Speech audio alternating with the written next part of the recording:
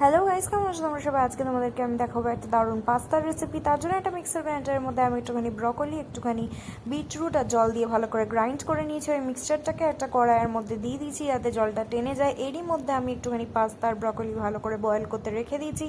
এখানে আমি একটুখানি জলের মধ্যে নুনও দিয়ে দিয়েছিলাম, কারণ পাস্তা তো নুনটা টানবে। আর এটা কিন্তু ডুরুম ভিটের পাস্তা, সুজি দিয়ে তৈরি, এটা কিন্তু কোনো ময়দা দিয়ে তৈরি না।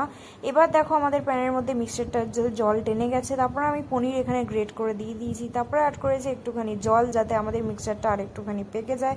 তারপরে জলটাকে আবার টানিয়ে নিয়েছি ভালো করে। চিলি ফ্লেক্স, অরিগ্যানো, নুন যা যা আছে তোমরা ভালো করে দিয়ে দেবে। এখানে আমি 1 চামচ পিৎজা পাস্তা যে সসটা আছে সেটাও কিন্তু দিয়েছি। তারপরে যে পাস্তার ব্রকলিটা ছিল সেটাকেও অ্যাড করে ভালো করে নাড়িয়ে চাড়িয়ে উপর দিক দিয়ে একটুখানি চিজ ছড়িয়ে নিয়েছি।